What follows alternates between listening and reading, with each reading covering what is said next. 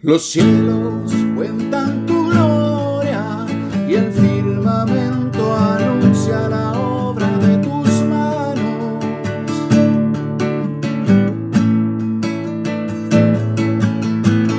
Un día emite palabra otro día y una noche a otra noche declara sabiduría.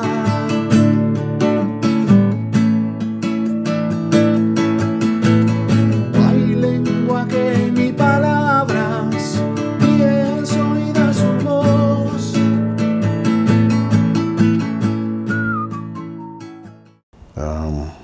¿Cómo se llama este estudio? A ver, ¿quién me quiere recordar?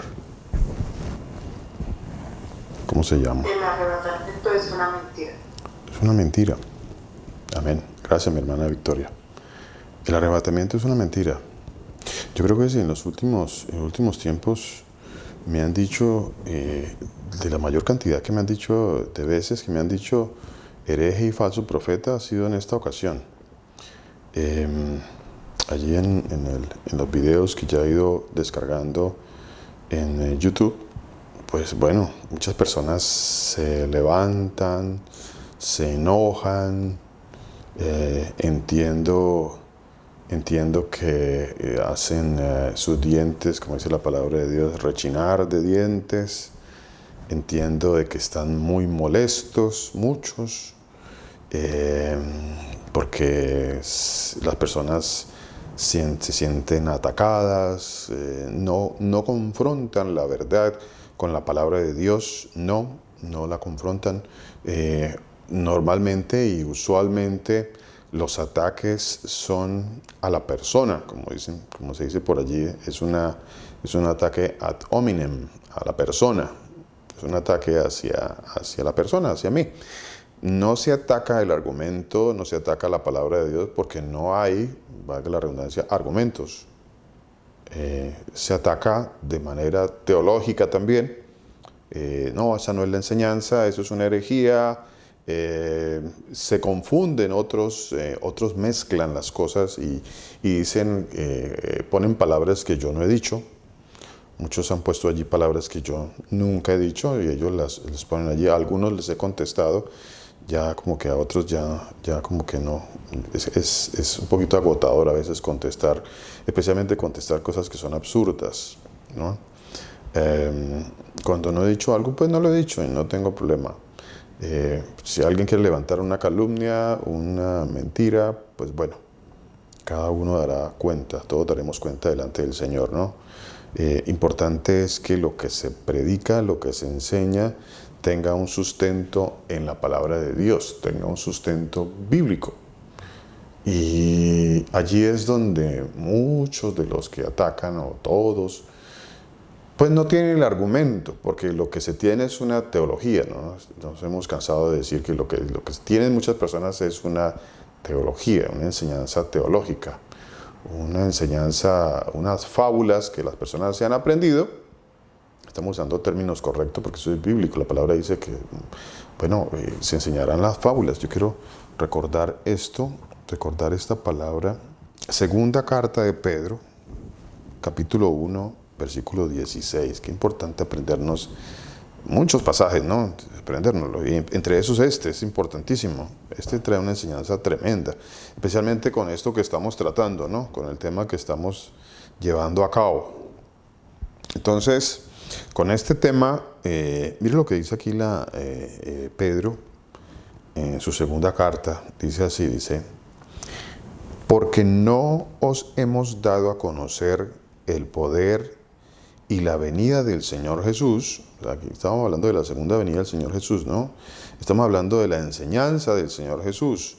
Estamos hablando de la verdadera enseñanza, de la verdadera doctrina, del verdadero mensaje, del verdadero evangelio. Dice, porque no os hemos dado a conocer, y de ahí nos está sacando el Señor. ¿De dónde nos está sacando el Señor? Pues nos está sacando de todas estas fábulas, de toda la mentira y el engaño. Entonces, pues bueno, a muchos no les gusta eso.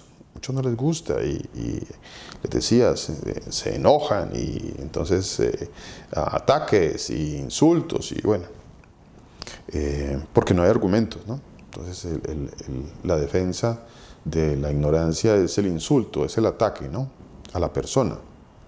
Entonces, ¿por qué? Porque no os hemos dado a conocer el poder y la venida del Señor Jesús, del Mesías, del Señor Jesús, siguiendo fábulas.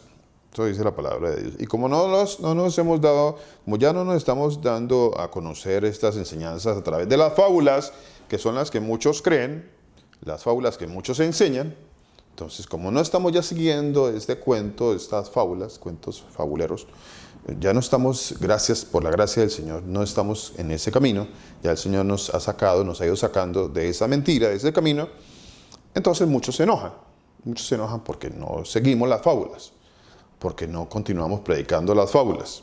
Dice, porque no os hemos dado a conocer el poder y la venida del Señor Jesús, siguiendo fábulas artificiosas.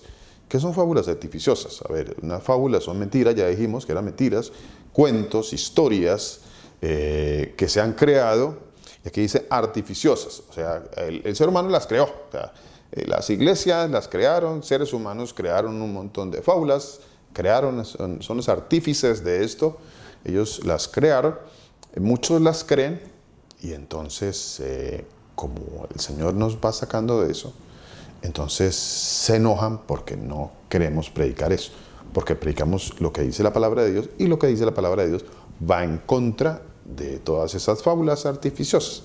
Como dice la palabra de Dios, no estamos enseñando la venida del Señor Jesús siguiendo fábulas artificiosas. Gracias al Señor que nos está sacando de ahí. No queremos ya más eso. No queremos traer mensajes que no tienen sustentos bíblicos, sino sustentos de fábulas artificiosas, en donde nadie entiende. Él les decía hace unos días, ¿no?, ellos enseñan pero no entienden. O sea, tratan de dar una enseñanza que ellos mismos no comprenden. Y al final pues le dicen a usted, no, eso es un misterio, nadie entiende. Y por ahí siguen con el engaño, se siguen sustentando en la mentira y quieren que todos sigamos esas mentiras. Y están felices cuando nosotros seguimos las mentiras. Entonces las personas están felices si seguimos en esas mentiras. Si no seguimos en esas mentiras de fábulas artificiosas, de arrebatamientos mentirosos, en este caso, que es la fábula artificiosa que estamos tratando, y es precisamente la fábula artificiosa que trata acerca de la segunda. Ve qué cosa tan tremenda. La palabra de Dios es exacta, es una cosa que no deja de maravillarnos. Dice que enseña la venida del Señor Jesús, y de eso se trata esta enseñanza del arrebatamiento. Se supone, supuestamente, la enseñanza del arrebatamiento es una enseñanza de la segunda venida del Señor Jesús. Se supone que la enseñanza van ligadas, se supone que van ligadas. De hecho, muchos de los que han atacado las enseñanzas dicen que yo estoy enseñando, o sea, que estoy negando la segunda venida del Señor Jesús. Yo en ningún momento estoy negando la venida o la segunda venida del Señor Jesús. Por supuesto que no. Por supuesto que no. Lo que no estoy haciendo es siguiendo esas fábulas. Lo que no estoy haciendo es trayendo la enseñanza de la segunda venida del Señor Jesús a través de fábulas artificiosas, como es esa enseñanza del arrebatamiento o rapto, que otros le llaman. Entonces, no. Entonces, como no sigo ahí, entonces unos dicen, no, es que no, yo estoy negando la segunda venida del Señor Jesús. Bueno, eso nunca ha salido de mi boca. Nunca. Pero bueno. Ellos hacen ataques, ponen palabras, crean muñecos de paja, como dicen por ahí, o sea, ellos crean su muñeco de paja y bueno, entonces son falacias que las personas crean para atacar, porque no tienen argumentos bíblicos. Entonces, les decía, no estamos enseñando la segunda, sí hemos enseñado la segunda venida del Señor Jesús, sí creemos en la segunda venida del Señor Jesús, por supuesto que sí, 100% creemos en la segunda venida del Señor Jesús. Y si hubiese más porcentaje por encima de ese, yo lo creería infinitamente, por ciento. Creemos en la segunda venida del Señor Jesús. Lo que no estoy enseñando es que la segunda venida del Señor Jesucristo sea una fábula artificiosa como el arrebatamiento. Eso es lo que no estoy ya enseñando. Antiguamente, en algún momento enseñamos eso. Gloria al Señor Jesús, que Él en su misericordia nos ha ido sacando y nos está sacando de ahí. Entonces ya no estamos enseñando eso. Ya estamos enseñando, ya el Señor ha tenido más misericordia de nosotros. No somos nosotros. No lo hace por nosotros, el Señor lo hace por amor a su nombre, como dice la palabra de Dios. No es por nosotros, oh pueblo de Israel, es por amor a su nombre, porque Él es misericordioso y Él ha puesto su nombre en nosotros y bueno, entonces Él lo hace por eso.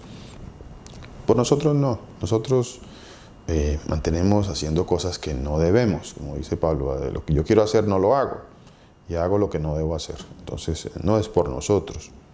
Nosotros cometemos muchos errores, pecados. No es por nosotros, no es por nosotros. Así que no estamos enseñando la segunda venida del Señor Jesús hoy en día siguiendo fábulas artificiosas, sino como habiendo visto con nuestros propios ojos al Señor, o sea, habiendo visto la palabra verdaderamente, es lo que está escrito. De eso se trata. Así que, bueno, si alguien se enoja, pues argumente con la palabra de Dios. A ver, traiga el argumento bíblico, traiga la enseñanza bíblica. A cualquier persona que quiera traer una enseñanza con respecto a esto, bienvenido, bienvenida. Bienvenida, alguien que quiera decir y refutar y decir, no, eso no es correcto, no es verdad, lo que usted está enseñando es una herejía, porque así dice el Señor. Y entonces vamos a entrar en la palabra de Dios, porque así debe ser. No porque yo lo creo, no porque mi iglesia lo cree, no porque mis profetas lo creen. Mis profetas, estoy hablando de mis profetas modernos, ¿no? No, los profetas de la palabra de Dios, porque ellos nunca hablaron, ninguno habló de ningún arrebatamiento, de ningún rapto. Pero los profetas modernos, los que hoy en día tienen agrupaciones bajo su cobertura, entonces ellos sí están enseñando estas cosas, ¿no? Los modernos, los famosos, los de nuestros tiempos, ellos sí están enseñando todas estas mentiras. Y las personas las creen. ¿Por qué las creen? Porque son famosos, porque lo dice su teología, porque es muy cómodo creer en esta enseñanza, es muy cómodo. Es la comodidad de creer que pues no vamos a sufrir nada. Eso es muy cómodo pensar que yo no voy a sufrir nada. Esa es la enseñanza del cree en Señor Jesús y todo va a estar, nada, no te va a pasar absolutamente nada, estás en una cápsula, no te va a pasar nada. No, eso no es cierto, eso no es cierto, estamos en la tierra, estamos en la carne, estamos en este mundo y el Señor dice que nosotros debemos fundamentar sobre la roca porque van a venir muchas situaciones, y han venido a nuestras vidas muchas situaciones que nos traen tristeza, nos traen dolor, nos traen desespero, nos traen afán, como que no encontramos salida, no hay salida para nuestra situación, como que ¿qué voy a hacer? Dios mío, ayúdame. Y traen muchas cosas, en muchas ocasiones todas estas situaciones traen dificultad en muchos momentos y nuestra fe flaquea. ¿Por qué flaquea? Porque no nos hemos cimentado verdaderamente sobre la palabra de Dios. Entonces no conocemos que muchas cosas pueden ocurrir en nuestras vidas. Y entonces por eso nuestra fe en muchas ocasiones flaquea y vienen las aflicciones a nuestros corazones, ¿no? El Señor tenga misericordia y nos fortalezca. Y como dice la palabra de Dios, dice el Señor Jesús, yo he rogado que tu fe no falte. Y eso es una de las cosas que le pedimos al Señor, que nuestra fe no falte, en las aflicciones, en los momentos difíciles, que no falte nuestra fe. Yo quiero que vayamos, hace 8 días quedamos en una parte del libro, de la porción que está, la porción de la carta de Pablo, de Saulo, a los Corintios. Ese es uno de los pasajes que se tiene como uno de los argumentos sólidos para aquellos que predican arrebatamiento. Entonces, uno de los argumentos sólidos es la carta de Saúl a los Corintios, de Saulo a los Corintios. Entonces, en esa carta dicen allí está la enseñanza del arrebatamiento de la iglesia. Bueno, vamos a ir hoy a la de los Corintios. Vamos a buscar en ese pasaje, a ver qué nos va a enseñar la palabra de Dios, qué nos va a enseñar el Señor Jesús, qué nos va a mostrar en esa carta. Y el capítulo 15 es el capítulo, entre comillas, que sostiene, es una de las vigas. Yo creo que si hablásemos de vigas, pues yo creo que había unas 2 o 3, entre comillas, ¿no? Vigas fuertes, soportes, sobre las cuales se sustenta esta fábula del arrebatamiento, ¿no? Entonces, hay unas vigas ahí que ellos se sostienen, en las que ellos sostienen esta enseñanza, ¿no? Entonces vamos a analizar la primera viga, entre comillas, sobre la cual muchos sustentan la enseñanza del arrebatamiento. Les decía, vamos a ir a la carta de Saulo a los Corintios, capítulo 15.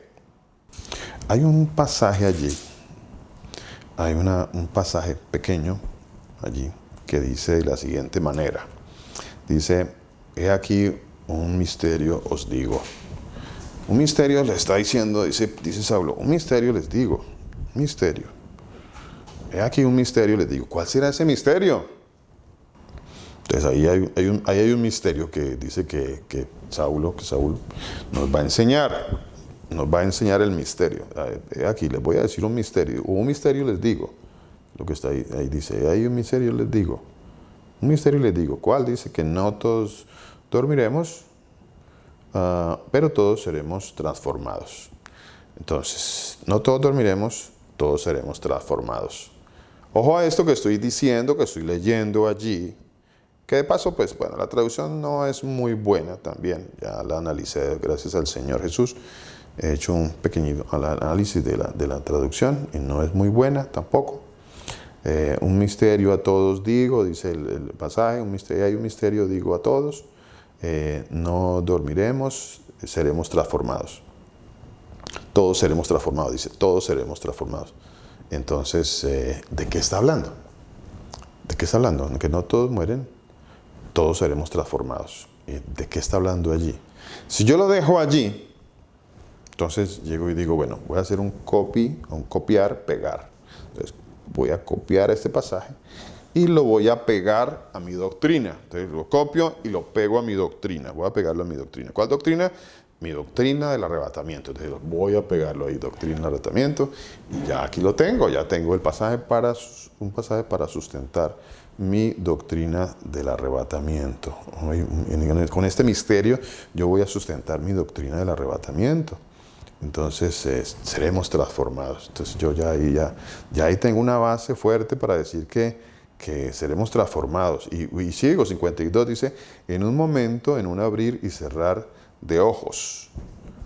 En un momento. Entonces, en un momento va a haber una transformación allí. O sea que en un momento va a haber seremos transformados. O sea que yo puedo decir perfectamente, entre comillas, ¿no? Entre comillas, esto lo estoy diciendo entre comillas. Esto lo estoy diciendo porque esto es lo que se dice. Esto es lo que se dice. Entonces, ¿qué se dice? Se dice, claro, entonces ya tengo el versículo allí. Y el versículo me dice que en un momento, en un abrir y cerrar de ojos. Ah, claro, entonces, si yo voy manejando en mi carro en un abrir y cerrar, ¡pum!, me desaparecí, fui transformado. Y vea que yo estoy creando esto del carro y de todo esto lo estoy creando. Esta es la fábula, decían mis hermanos. Esta es la fábula que se creó. Y claro, y si va acompañada de películas, y si va acompañada de falsos maestros y de predicadores famosos, pues claro, las personas terminamos por creernos esa mentira, ¿no? No que terminan por ser ciertas, terminamos por creer esas mentiras, ¿no? Entonces, claro, en un momento seremos transformados en un abrir y cerrar de ojos. Listo, ya eso sustenta mi doctrina del arrebatamiento. Ya ahí está mi doctrina, ahí está, la tengo. Tengo mi doctrina del arrebatamiento. Ok, bueno. Hay una situación que se nos olvida. Se nos olvida. ¿Qué se nos olvida? Dice el Salmos capítulo 119, versículo 160. ¿Qué dice la palabra del Señor? ¿Qué dice? ¿Qué dice? Dice, la suma de tu palabra es verdad, es verdad. La suma de la palabra de Dios es verdad. Dicho de otra manera,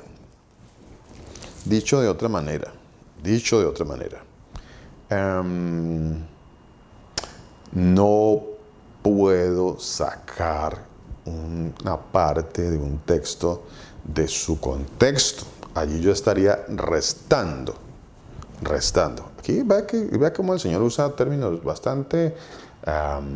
eso es un tema curioso, ¿no? Curioso. Sumar. Dice la suma. Si yo le hago saco ese pasaje de ahí, voy a quitarlo de ahí, voy a extraer ese pasaje de ahí, quito 51 y 52 y armo mi doctrina. ¿Cierto? Ahí voy a armar mi doctrina. Y fuera de eso, también le quito lo que no me sirva, lo quito acá, le corto por acá, a la final trompeta, bueno, ahí como que eso también confunde un poquito, pero bueno, dejémosla por ahí y quito. Quitemos acá, quitemos allá y armé mi doctrina. Pero es que la palabra de Dios dice que hay que sumar, no dice que hay que restar. Dicho de otra forma, les decía a mis hermanos, hay que tener mucho cuidado con los contextos en donde están las palabras, los contextos. O sea, el texto como tal. ¿Qué dice el texto como tal? ¿De qué está hablando el texto? ¿De qué está hablando? No nos dejemos llevar de cuentos de que extraigo una porcioncita de la palabra y armo una doctrina. No nos dejemos creer de esos cuentos. Bueno, porque esa porción que está en el versículo 51 y 52 tiene un contexto, es una carta. Entonces vamos a leer una porción más amplia de esa carta. Vamos a leer una porción más amplia de esa carta. Esta porcioncita de la carta dice que seremos transformados. Entonces, seremos transformados. Claro, seremos transformados, o sea, arrebatamiento. Estoy vivo y el Señor, no todos moriremos, no todos dormiremos, dice acá. Entonces, claro, no todos dormiremos, o sea, entonces van a haber unos que están vivos, y bueno, eso es como que de pronto somos nosotros, que vamos a estar vivos. Y bueno, y luego estando aquí vivos y el Señor de repente, algo pasó y quedó la ropa ahí botada y nosotros fuimos transformados. Bueno, realmente dice eso, el contexto, de qué se trata o de qué está hablando Saúl cuando dice que seremos transformados. ¿En qué momento pasa esto de seremos transformados? ¿Cuándo va a ocurrir esto de seremos transformados? ¿Cuál es el contexto de esa parte, de esa porción, de cuando seremos transformados? ¿Qué realmente significa seremos transformados? ¿Qué realmente enseñó Saúl aquí en esta porción de seremos transformados? Que es muy importante esto que les estoy diciendo. Así que vamos a leerlo. Bueno, vamos a leerlo y vamos a ver de qué está hablando Saúl cuando dijo seremos transformados. Vamos a leerlo. Recuerden muy bien esa frase. Seremos transformados. Esa es la frase tal vez a tener en cuenta, en consideración, ¿no? Y la otra parte que dice, no, a todos no moriremos, seremos transformados. Digo a todos, no moriremos, seremos transformados. Bueno, de otra forma, no pereceremos, seremos transformados. ¿Qué significa esto de seremos transformados? ¿Qué significa eso?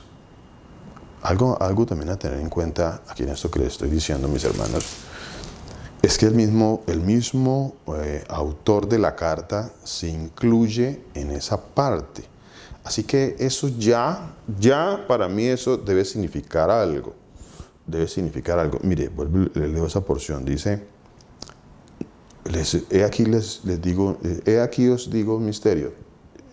¿Qué quiere decir? ¿Que él va a decir un misterio posterior o nos está diciendo que nos está contando un misterio? Nos está diciendo que les estoy contando, aquí os digo, o sea, les estoy contando un misterio, es lo que está diciendo Pablo. Les estoy contando un misterio. ¿Cuál es ese misterio que nos está contando Pablo o Saúl? ¿Cuál es ese misterio que nos está contando? Ahora, él dice, no todos dormiré, se tradujo bien, dormiremos o moriremos. Si esto fuera así, miren mis hermanos, si esto fuera así como nos han querido vender la fábula y la mentira del arrebatamiento, de que nadie va a morir, de que van a haber un grupo que no va a morir, y peor aún, ¿no? Que la iglesia cristiana que esté en ese tiempo, pues es la que no va a morir. Mentiras, eso son mentiras. Entonces dice, si eso fuera así, ¿por qué Pablo o Saulo se incluyó? Pero Saulo murió. ¿Qué pasó? ¿Qué pasó? Ya con eso yo ya debería de tener algo pasó aquí en esto. Como así Saúl está diciendo que no moriremos, no dormiremos, no moriremos. Se incluye él, se incluye, no moriremos, se está incluyendo. Entonces, ¿por qué muchos dicen que sí, que ahí dice que esos somos nosotros? Pero Pablo está diciendo que él se incluye, que él también está incluido en esos. Pero él murió en la carne. ¿Correcto? Murió en la carne. Entonces, todos esos detalles son importantes a tenerlos en cuenta, mis hermanos. Son muy importantes. Ahora, una de las cosas que es importante también, que ocurre frecuentemente, es que esos pasajes como tales, así, ahí tienen pasajes que los suceden, pasajes un poquito adelante, allí, unas palabritas adelante, que explican de qué estaba hablando. Normalmente sucede eso. Unos pasajes ahí explican de qué estaba hablando. Entonces, todos estos mentirosos obvian la propia explicación de la palabra de Dios. Esa la cortan, la propia explicación de la palabra de Dios. La cortan, dejan solamente una parte que es la que pueden manipular, y la propia explicación que da la palabra de Dios, pues la cortan. ¿Cierto? La cortan. Vamos a ver de esto que les estoy hablando, de qué se trata. Vamos a tratar de volver nuevamente a las 8. Ya leímos una parte, quiero leer así de pronto, no sé, tal vez un poquito la porción de 1 Corintios capítulo 15, para que miremos qué pasó con esta parte del versículo 51. Versículo 51. Dice la palabra de Dios, primera carta a los Corintios capítulo 15. Dice: os declaro, hermanos, el mensaje que os he predicado, el cual también recibisteis, en cual también perseveráis, por el cual asimismo retenéis la palabra que os he predicado. Sois salvos si no creíste en vano, porque primeramente os he enseñado lo que asimismo recibí. Hechos capítulo 23, versículo 6. A ver, dice así. Entonces Pablo, notando que una parte era de saduceos y otra de fariseos, alzó la voz en el concilio: varones hermanos, dice, yo soy fariseo, hijo de fariseo. Acerca de la esperanza y de la resurrección de los muertos se me juzga. ¿Qué predicaba Saúl? Dice, ¿de qué lo estaban juzgando? ¿De qué se estaba juzgando? Yo creo que ya hemos dado bastantes pasajes acerca de lo que verdaderamente predicaba Saúl. Pero igual seguimos sustentando con la palabra. ¿Qué dice la palabra de lo que predicaba Saúl o Pablo? Dice que a él versículo 6, se le juzgaba porque él predicaba de la resurrección de los muertos. Capítulo 23, versículo 6. Dice, yo predico sobre la resurrección de los muertos. 24:15 dice, teniendo esperanza en Dios, la cual, o sea, la esperanza, ellos también abrigan, de que ha de haber resurrección de los muertos. O sea, la esperanza, mire, yo no sé si ustedes han escuchado, yo he escuchado a estos predicadores, a algunos maestros y a todos estos que dicen que la esperanza es el arrebatamiento, que esa es la esperanza, que lo que están esperando ahorita, que lo que están esperando es y ellos se lo inventaron, y quieren poner esto en la boca del apóstol Saulo, de Saúl, quieren ponerlo en esa boca, y quieren poner a decir a Saulo que la esperanza era el arrebatamiento, y él nunca lo dijo, nunca dijo eso. Les decía, mire, 24:15 dice, de que ha de haber teniendo esperanza en Dios, la cual, o sea, la esperanza, ellos también abrigan, de que ha de haber resurrección de los muertos, así de justos como de injustos. O sea, la esperanza era la resurrección, no ningún arrebatamiento. Aquí no hay ninguna esperanza de arrebatamiento ni de rapto. No, la esperanza es la resurrección. A ver, ¿qué más dice por acá? El capítulo, ahí mismo, en el versículo 21, capítulo 24, versículo 21, mire, dice así. Dice, a no ser que estando entre ellos prorrumpí en alta voz, acerca de la resurrección de los muertos, acerca de la resurrección de los muertos, soy juzgado hoy por vosotros. ¿Qué estaba predicando Pablo? Saúl. Saúl se dio la tarea y él, vean, en su mensaje evangelístico, en su evangelio, el mensaje de salvación, era hablar de la resurrección, muy importante. No hablar de ningún rapto, no estaba hablando de ningún arrebatamiento, estaba hablando de la resurrección. Y por eso dice que lo estaban juzgando, por eso lo tenían en persecución. Por eso, esa es la razón por la cual perseguían a Pablo, a Saúl, era porque, ahí lo dice, a no ser que estando entre ellos prorrumpí en alta voz.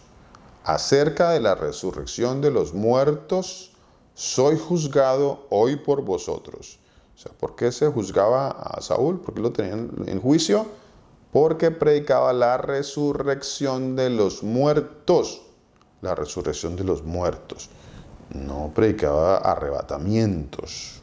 Hechos 26, 19 dice, por lo cual, oh rey Agripa, no fui rebelde a la visión celestial, sino que anuncié primeramente a los que están en Damasco y Jerusalén y por toda la tierra de Judea y a los gentiles que se arrepintiesen y se convirtiesen a Dios haciendo obras dignas de arrepentimiento. Por causa de esto los judíos, prendiéndome en el templo, intentaron matarme, pero habiendo obtenido auxilio de Dios, persevero hasta el día de hoy, dando testimonio a pequeños y grandes, no diciendo nada fuera de las cosas que los profetas y Moisés dijeron que habían de suceder. Ya hemos también profundizado sobre esa parte, ¿no? Que el mensaje de Pablo y Saúl era los profetas y Moisés, que lo que ellos dijeron que había de suceder, que el Mesías, que había de padecer y ser el primero de la resurrección de los muertos, por anunciar luz al pueblo y a los gentiles. Bueno, estamos mirando qué es lo que Saúl estaba predicando. Ya eso ya hemos dicho en más de una ocasión. Dicho lo cual, quiero leer entonces, les decía, lo que dice la carta a los Corintios. Versículo 3 dice, porque primeramente os he enseñado lo que asimismo recibí, que el Mesías murió por nosotros nuestros pecados conforme a las Escrituras. O sea, a ver, que el Mesías murió por nuestros pecados conforme a, ¿qué dice acá? La ley y los profetas. Eso dice Saulo que él predicaba. Mira aquí, versículo 22 dice, no digo nada fuera de las cosas. A ver, dice, no digo nada fuera de las cosas que los profetas y Moisés dijeron que habían de suceder. Eso lo repito, Hechos 26, capítulo 26, versículo 22. Ahí está Pablo, diciendo, no digo nada fuera de las cosas que los profetas y la ley, o sea, Moisés, dijeron que había de suceder. Ya, él no dice, no digo nada por fuera de esto. Nada. Nadie va a poder decir que digo algo por fuera de esto. No he dicho nada por fuera de eso. Y si nunca los profetas ni la ley hablaron de arrebatamientos, entonces ¿por qué otras personas se inventaron el arrebatamiento y otros lo creen? Bueno, eso no está en ningunos profetas ni la ley, no dice nada de esto. En cambio, la ley y los profetas sí hablaron sobre la resurrección. Sí hablaron sobre la resurrección. Vuelvo al versículo 3 del capítulo 15 de la primera carta a los Corintios. Dice, porque primeramente os he enseñado lo que asimismo recibí, que el Mesías murió por nuestros pecados conforme a la ley y a los profetas. Eso es lo que está diciendo conforme a las Escrituras. Y que fue sepultado y que resucitó. Quiero hacer una corrección. Hace 8 días creo que les dije que la palabra, o sea, había una referencia directa a la resurrección en el capítulo 15 de la primera carta a los Corintios, y les dije que habían 20 veces les dije, 20 veces se repite, Pero resulta que chequeando un poquito más, encontré que habían 22 veces. 22 veces. En solo una parte, una porción, lo que nosotros conocemos como el capítulo 15. Capítulo 15.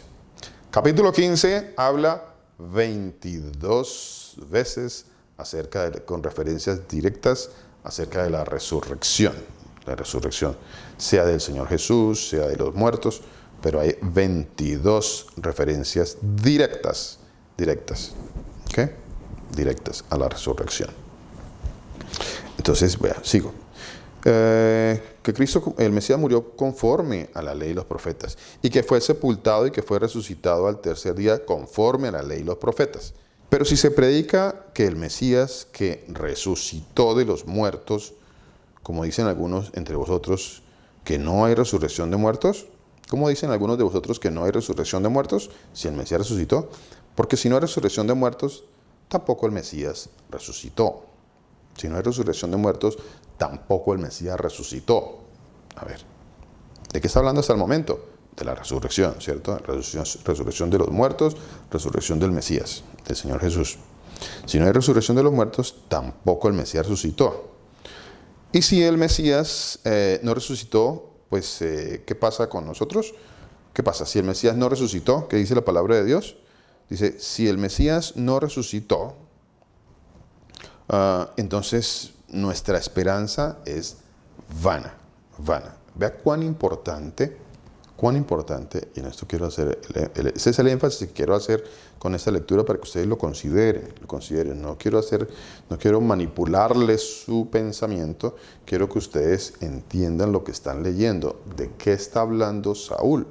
¿De qué está hablando? Por eso lo estoy leyendo, para que analicemos y miremos de qué está hablando Saulo, de qué está hablando en este pasaje, para que después cuando lleguemos al versículo 51 no empecemos como veníamos antes, ¿no? Inventando de que allí salió un misterio nuevo por allí de algún lado, de ningún lado, no sé dónde salió un misterio por ahí que alguien lo manipuló, se lo inventó, lo creó, fabuló, y bueno, pues ahí aparecieron los que dejan la ropa botada por el camino y se desaparecen. Si el Mesías no resucitó, vana es entonces nuestra predicación y vana es nuestra fe. O sea, no hay resurrección, de nada sirve lo que estamos haciendo. Dicho en otras palabras, resurrección. Si no existe la resurrección, estamos aquí perdiendo el tiempo. Aquí no estamos haciendo nada. Eso está diciendo la palabra. Y vean cómo vamos a confirmar con otros pasajes aquí un momentito más adelante. Y somos hallados falsos testigos de Dios porque hemos testificado de Dios que Él resucitó al Mesías, al cual no resucitó si en verdad los muertos no resucitan. A ver, está hablando de muertos que resucitan, que no resucitan. Ok. Versículo 16. Porque si los muertos no resucitan, pues tampoco el Mesías resucitó, dice la palabra de Dios. Si los muertos no resucitan, pues tampoco, ¿qué dice acá? Tampoco el Mesías, el Señor Jesús, resucitó. Y si el Mesías no resucitó, vuestra fe, vuelve y otra vez, Saúl hace énfasis en esto, dice, nuestra fe es vana, aún estáis en los pecados. O sea, no hay resurrección, mi fe es vana, no hay ninguna fe, no existe, no es verdad. No dice, y si no hay arrebatamiento, su fe es vana. No, nada de arrebatamientos, uno tiene que ir perdiendo el temor porque es que tenemos un temor religioso, ¿no? Tenemos el temor religioso de dejar a un lado lo que muchos predican porque por religiosidad nosotros tenemos esos temores, ¿no? Como dijo Saúl, Saulo dijo a los atenienses, ante todo veo que ustedes son muy religiosos. Y la palabra que usó ahí para religiosos es la palabra que significa muy agoreros. De religioso tiene que ver con agorero. O sea, ustedes son muy religiosos, muy agoreros.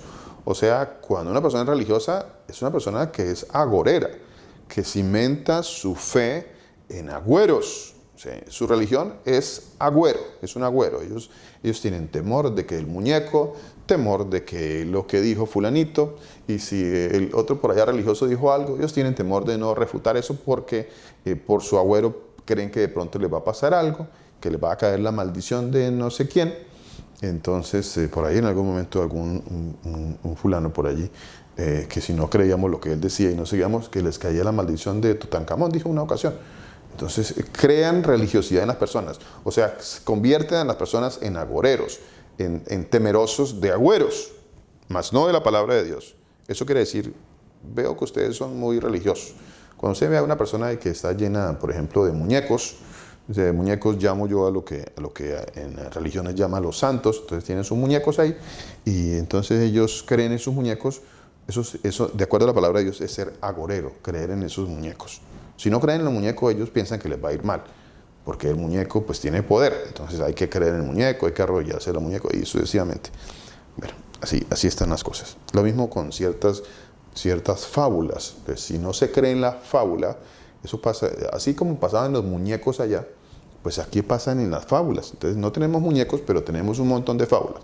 Entonces si yo no creo en la fábula, pues pienso que me va a ir mal. No, tengo que creer en esa fábula.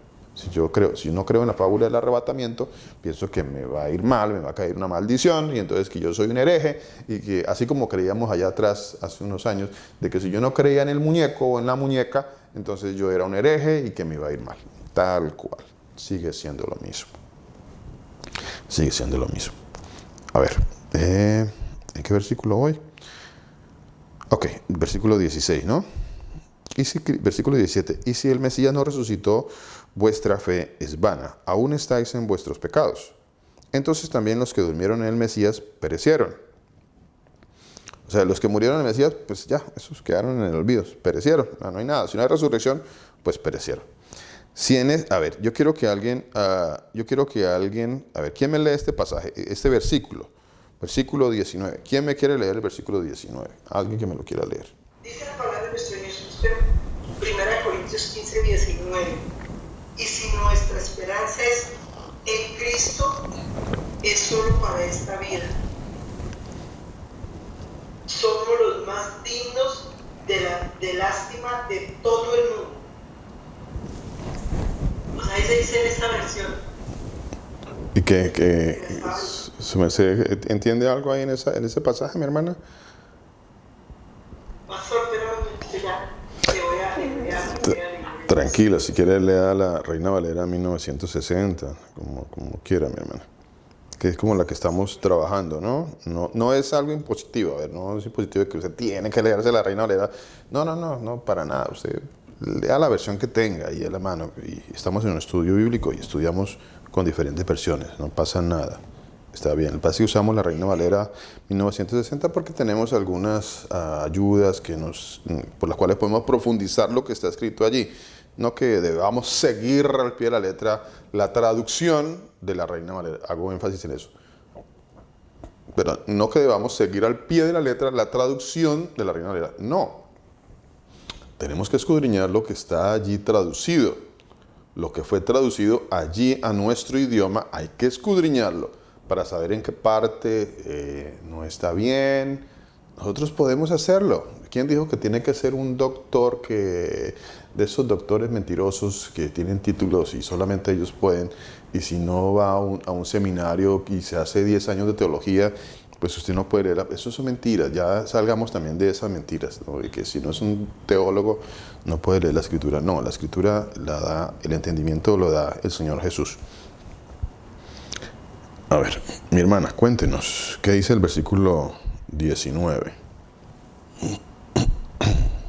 El versículo 19 dice así, pastor. Dice, si en esta vida solamente esperamos en Cristo, somos los más dignos de conmiseración de todos los hombres. ¿Conmiseración? De todos los hombres.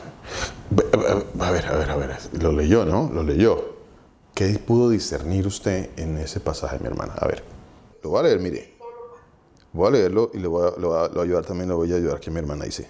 Ojo a esto, mire cómo fue escrito. Es que una de las cosas que hay que prestar mucha atención, mis hermanos. Mucha atención, porque es que vuelvo y les digo, las traducciones han tenido manipulaciones terribles, tremendas. Mire cómo puedo yo leer este pasaje. Mi hermana Sandrita, ¿quiere leer este pasaje, mi hermana? Buenas noches para todos, Señor Jesús me los bendiga, Amén. pastor. Amén.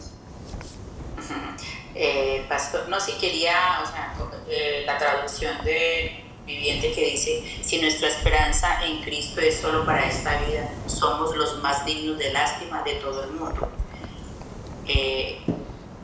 Entonces, pues que nuestra esperanza no es solamente aquí ahora, nuestra esperanza también es para la vida eterna, para donde el Señor nos tiene preparados, es lo que yo estoy entendiendo de ese pedacito. O sea que no solo nuestra esperanza tiene que estar puesta ahora, sino también después.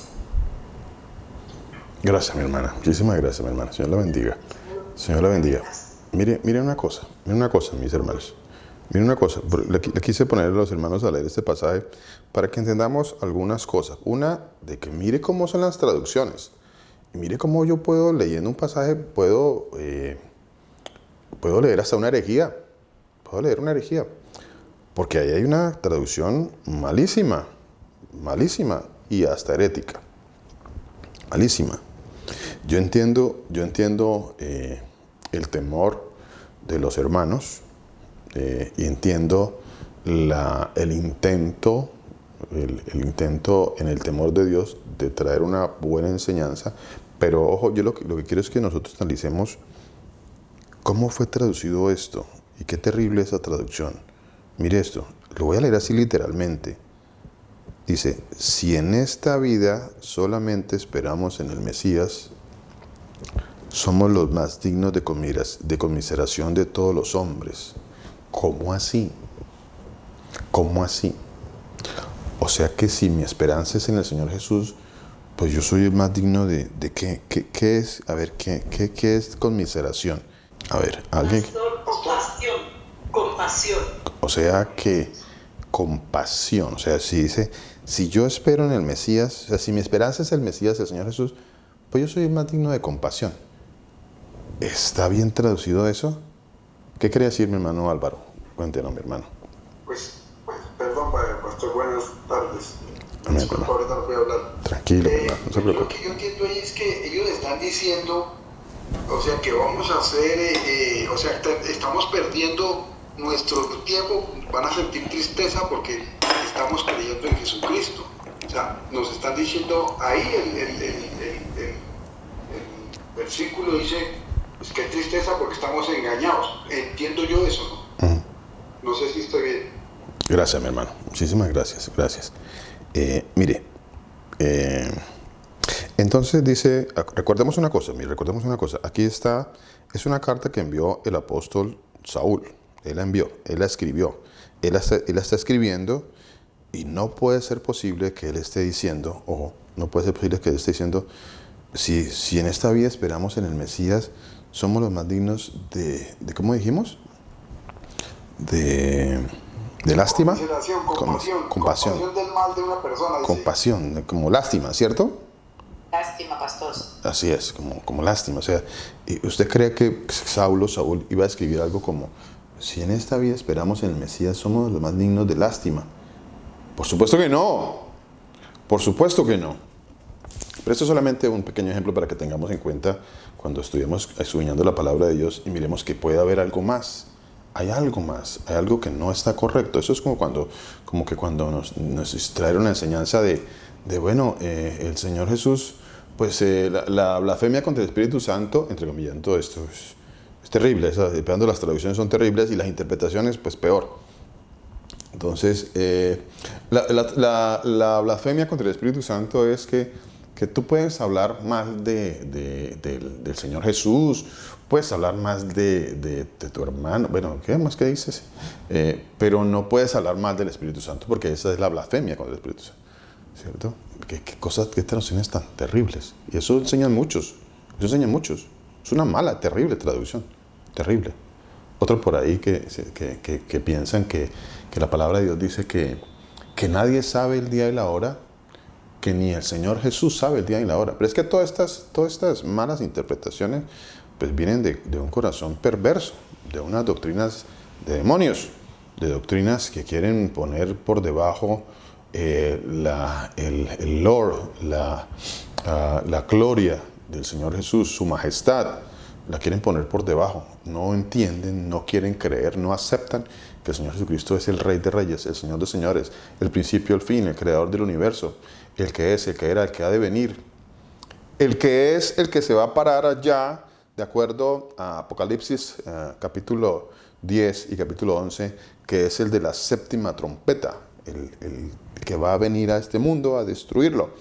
Él es el mismo que los profetas hablaron de él, que profetizaron. Por eso dicen esta cantidad de herejías. Esas sí son herejías, esa cantidad de herejías. Esas sí son herejías. Si en esta vida esperamos en el Mesías, somos los más dignos de lástima. Pues no dice así. La verdad no dice así. No dice así. Y qué terrible, porque a uno le toca, entre comillas, ¿no? Como que trata de decir, bueno, pero ¿qué pasó acá? Yo necesito tratar de interpretar eso acá porque no puede ser que de pronto él quiso decir otra cosa, pero escribió así, pero no sé qué pasó. Pues no está escrito así. Aquí hay una muy mala traducción, una pésima traducción. Y lo que sí verdaderamente dice es, si en esta vida solamente esperamos, ojo, esto es lo que estoy diciendo, ojo, y interpreten muy bien lo que estoy diciendo, lo estoy diciendo como está escrito, dice, si en esta vida solamente esperamos, ¿qué quiere decir si en esta vida solamente esperamos? ¿Qué quiere decir si en esta vida solamente esperamos? O sea, si mi corazón está puesto solamente en lo terrenal, en esta vida. Eso es lo que se está diciendo ahí, eso sí fue lo que se escribió allí. Eso sí fue lo que escribió Pablo allí. Pablo escribió, si en esta vida solamente esperamos, o sea, en esta vida terrenal, porque recuerden mis hermanos, aquí el pasaje está hablando sobre la resurrección, Por eso él está escribiendo esto y Pablo está diciendo, si en esta vida solamente esperamos, o sea, si usted piensa que su vida es solamente esta y que no hay resurrección, si usted piensa eso, está diciendo Pablo, si usted piensa que solamente su esperanza es esta vida, si usted solamente se está fundamentando en esta vida, si su corazón, si su tesoro está puesto en esta vida, si allí está su corazón y está su tesoro en esta vida, si en esta vida está puesta su esperanza, si usted cree que todo lo va a obtener en esta vida, que usted debe ser felices en esta vida y que todo lo fundamenta en esta vida terrenal, si en esta vida solamente esperamos, ojo a lo que sí dice la palabra de Dios, en el Mesías somos los más dignos de tristeza y de conmiseración. Eso sí es lo que está diciendo el Señor. Y vea qué diferente eso. Vea qué diferente eso. Somos los más dignos de conmiseración de todos los hombres si nuestra esperanza está puesta solamente en esta vida. Eso sí es lo que está diciendo la palabra de Dios. Vea qué diferente. Y yo vuelvo y le digo a mis hermanos, los invito a que miremos estas porciones de las Escrituras en cómo fue escrito en el griego. Mi hermana Victoria, cuéntenos, mi hermana. Mi pastor, mire, acá en las dos versiones que yo tengo, dice, me ha perdido el pastor para leer. Siga, mi hermana. Dice, si el ser cristiano, mire lo que dice acá, dice, si el ser cristiano nos fuera de valor, solo en esta vida seríamos los seres más desgraciados del mundo. Dice en esta. Y en esta otra versión, yo lo que, pues en la primera versión que le leí, como que me pierdo. O sea, como que me pierdo, ¿sí? Porque ellos están hablando como de un cristianismo, ¿no? Como de una religión, ¿sí? Y en esta otra versión dice, y si nuestra esperanza en Cristo es solo para esta vida, somos los más indignos de lástima de todo el mundo. O sea, acá sí ya cuando yo leo, y si nuestra esperanza en Cristo es solo para esta vida, ¿por qué? Correcto. Pues esta vida es la que estamos viviendo en este mundo, dice. Correcto. Dice, somos los más indignos de lástima de todo el mundo. ¿Por qué? Porque lo que decía ahorita el pastor, o sea, el Señor le ha revelado, ¿no? Y que pone, o sea, si mi esperanza es acá, pues entonces no tendríamos nosotros ninguna esperanza porque todos creeríamos que está acá. Pero la esperanza de nosotros está en de que estamos aquí, somos peregrinos. Correcto. El Señor ha puesto eso, porque es Dios, somos peregrinos, estamos viviendo en este mundo, pero la esperanza de nosotros es de que hay otra vida allá, que el Señor la escribió. Correcto. Él dice que hay unos que van a morir para vida, o sea, que no van a resucitar, que van a pasar, como nos explicó por medio del pastor Mauricio, que va a ser como un crujir de dientes y después la gente desaparecerá. Y para los que sí el Señor pone esa esperanza en nosotros, entonces ¿por qué oramos a Dios? Porque sabemos que hay otra, o sea, que cuando el Señor venga va a haber lo que Él prometió. Entonces acá sí lo entiendo es, dice, y si nuestra esperanza es en Cristo solo para esta vida, somos los más indignos de lástima de todo el mundo. O sea, si pedimos solo para este mundo, obviamente el Señor nos da a cada uno, conforme al quien Él nos da. Pero si solamente pensamos que como vivamos aquí, estemos aquí, esa es como la riqueza, supongamos, ¿no? La riqueza. Entonces somos indignos porque entonces no tenemos esperanza en la resurrección que el Señor prometió para sus elegidos, pastor. Eso es lo que yo entiendo con esta versión. Qué bueno, mi hermana, qué bueno. Me alegra mucho y muy acertado esa intervención también y ese aporte también, ese apoyo. Muchísimas gracias, mi hermana. Señor la bendiga. No sé si nos quedó claro a los hermanos lo que verdaderamente está diciendo ahí ese pasaje, pero qué diferente cuando uno lo lee así en una traducción tan tristemente, bueno, eso es una traducción muy mala, porque da pie a esto. Mire lo que da pie a una mala traducción. Dice, si en esta vida solamente esperamos en el Mesías, o como dice acá esta versión, ¿no? Si en esta vida solamente esperamos en Cristo, pues somos los más dignos de conmiseración, de lástima. No, ¿cómo así? No es posible eso. Si en esta vida esperamos en el Mesías, todo lo contrario, somos los más dignos de gozo, de alegría. Es la mejor esperanza. No hay otra esperanza. Es la mejor. Si mi vida se fundamenta en solamente esperar en el Mesías, pues no soy el más digno de conmiseración. Tengo el tesoro más grande. Mi vida tiene el tesoro más grande de todos. Eso es lo que debería de ser. Pero pues las malas traducciones, ¿no? No se nos olvide eso, las malas traducciones. Entonces, bueno, pero también viene, una mala traducción también viene de un mal discernimiento de un texto, de un contexto. Entonces, bueno, sigamos en el texto. ¿Cómo sigue avanzando el texto? ¿De qué está hablando Saúl? Entonces, él sigue hablando de la resurrección. A ver. Mas ahora el Mesías ha resucitado de los muertos, primicia de los que durmieron es hecho. Porque por cuanto la muerte entró por un hombre, a ver, dice así, mire. Porque por cuanto la muerte entró por un hombre, también por un hombre la resurrección de los muertos. Aquí está poniendo dos seres de las Escrituras. ¿Cuál? Dice, la muerte entró. ¿Por quién entró la muerte? A ver, ¿por dónde entró la muerte? ¿Por quién? ¿Por quién? Por Adán. Correcto, mi hermano. Muchas gracias. Gracias.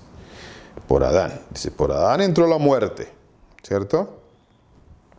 También por un hombre la resurrección de los muertos. Entonces, aquí en este caso, ¿de cuál hombre está hablando? De nuestro Señor Jesucristo. Amén, mi hermana. Gloria al Señor Jesucristo. Están muy pilosos, están muy atentos. Muy bien, así es.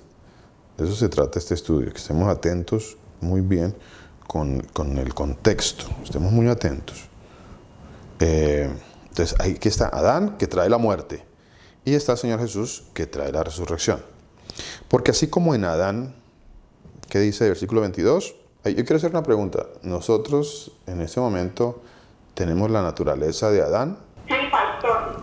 Correcto, mi hermana Graciela. Qué bueno que estos hermanos están muy atentos. Y el Señor les está dando un discernimiento maravilloso. Gloria al Señor Jesús. Tenemos la naturaleza de Adán. Nosotros tenemos la naturaleza de Adán. Nosotros traemos la naturaleza de Adán. Versículo 22 dice, porque así como en Adán todos mueren. Y si nosotros estamos todavía con la naturaleza de Adán, nosotros tenemos la naturaleza de Adán. Nosotros. ¿Por qué? Porque estamos todavía en la carne. Tenemos la naturaleza de Adán. Y si tenemos la naturaleza de Adán, ¿qué dice la palabra de Dios? Dice, todos mueren. Todos mueren. No dice que algunos no mueren. Recuerde que eso también, esto ya estamos fundamentando en lo que habíamos dicho un poco atrás, ¿no? Acerca de que el fundamento del arrebatamiento, y si el fundamento del arrebatamiento queda destruido, ¿cuál es el fundamento del arrebatamiento? El fundamento del arrebatamiento es que las personas no van a morir. Las personas que van a ser arrebatadas o raptadas no van a morir. Ese es el fundamento del arrebatamiento. Ese es. Si ese fundamento se destruye, pues no hay arrebatamiento. Así, por ende, no existe. Perdón. Si la palabra de Dios me dice 100% que todos van a morir, automáticamente el fundamento del arrebatamiento queda destruido. Automáticamente no hay arrebatamiento, porque el arrebatamiento, les decía a mis hermanos, se fundamenta en que los que estén vivos en aquel momento no van a morir. Ese es el fundamento. Pero aquí la palabra de Dios dice que nosotros, que traemos la naturaleza de Adán, versículo 22, ¿no? Dice, así como en Adán todos mueren, también en el Mesías todos serán, ¿qué? Vivificados. Entonces, dos naturalezas. Una, la de Adán, que es para muerte, y nosotros todavía estamos en la naturaleza de Adán, y otra naturaleza, que es la naturaleza en el Mesías, en el Señor Jesús, que es para ser vivificados. ¿Qué es ser vivificados? Para resurrección. Para resurrección. O sea, entonces la otra esperanza es para resurrección. ¿Ok? Pero cada uno en su debido tiempo. ¿Ok? Dice cada uno en su debido orden. El Mesías, las primicias, luego los que son del Mesías en su venida. Entonces, el Mesías es las primicias, Él resucitó, Él es las primicias. Ahí se da el cumplimiento a las primicias, de lo que hablaba la palabra de Dios, de lo que hablaban las fiestas, Moed, o de las festividades que el Señor profetizó en Levítico capítulo 23. Las primicias se da cumplimiento con la resurrección del Señor Jesús. Él es las primicias. Entonces ahí está, la primicia, la resurrección del Señor Jesús. Dice, pero cada uno en su debido orden, Cristo, las primicias, luego los que son del Mesías en su venida. ¿Luego qué? ¿Qué es luego? ¿Luego qué? ¿Luego qué? ¿Qué dice ahí arribita? O sea, luego los que serán vivificados. No dice los que serán raptados. Dice los que serán vivificados. Y la palabra vivificados quiere decir volver a la vida. O sea, volver a la vida, volver a nacer. Serán vivificados, volverán a nacer, resucitarán. De eso está hablando la palabra de Dios. Entonces, bueno, vamos al versículo 35, que también lo leímos la semana pasada. Versículo 35, dice así. Pero dirá alguno, ¿cómo resucitarán los muertos? Y vea, vuelvo y les digo, mis hermanos, el tema se ha tratado, el mensaje, esta porción de la carta de Pablo, de Saúl, ¿de qué se ha tratado esta porción de la carta? Esta porción de la carta se ha tratado de la resurrección. Resurrección. De eso se ha tratado esta porción de la carta. Dice, pero dirá alguno, ¿cómo resucitarán los muertos? No está diciendo allí, bueno, pero dirá alguno, ¿cómo será el arrebatamiento? No dice eso. No dice eso. Allí Saulo no está diciendo, no está hablando de arrebatamientos. La pregunta que está haciendo es, ¿y cómo seremos arrebatados? No, pues no sé, pues yo creo que vamos por la calle y la ropa queda botada ahí. Y va el avión y entonces va el piloto, siempre ponen al piloto, ¿no? Entonces se supone que siempre va a haber un piloto creyente y el otro no, o los dos pilotos son creyentes. Siempre hacen ese ejemplo, ¿no? Eso es ya como que está ahí metido ese software, ¿no? Ya está metido ahí ese pensamiento, lo han introducido en las personas, ¿no? Que va un avión y ahí va, como que el creyente es el piloto. O sea, siempre el creyente es el piloto y el resto de atrás, pues no, esos no eran creyentes, ¿no? Entonces el piloto que era creyente y ahí se empiezan a estrellar los aviones, ¿no? Bueno, todo eso es el mito, la fábula. la fábula que nos dijeron, ¿no? Pero la pregunta que está allí es, ¿cómo resucitarán los muertos? Esa es la pregunta. Resurrección. Aquí el mensaje de Pablo, y quiero que escuchemos nuevamente cuando tengan la oportunidad, vuelvan y escuchen este mensaje y otros mensajes que hemos dicho atrás, para que nos demos cuenta de que el mensaje es la resurrección. Pero dirá alguno, ¿cómo resucitarán los muertos? ¿Con qué cuerpo vendrán? Necio, lo que tú siembras no se vivifica si no muere antes. Y vuelve otra vez al punto de la muerte. Entonces está hablando de resurrección, de las primicias, que es la resurrección del Mesías, el Señor Jesús, de cómo resucitarán los muertos y de que todos moriremos. O sea, el pasaje está hablando y ha hecho énfasis en más de una ocasión, el pasaje, Saúl, escribiendo esta carta, ha hecho énfasis en esas cosas. Y una de ellas es que todos moriremos. Vea el énfasis que ha hecho Saulo en esta carta. Leámosla muy bien. Por eso quería, como les digo mis hermanos, quería que la leyéramos esta porción, para que no lleguemos a un punto de que, bueno, voy a ver cómo les invento aquí, cómo los dejo inquietos o cómo no hay claridad en esto. No, hay que leer la porción, hay que leerla para entenderla, para que el Señor nos dé discernimiento, porque su misericordia nos da discernimiento y entendemos. Dice, necio.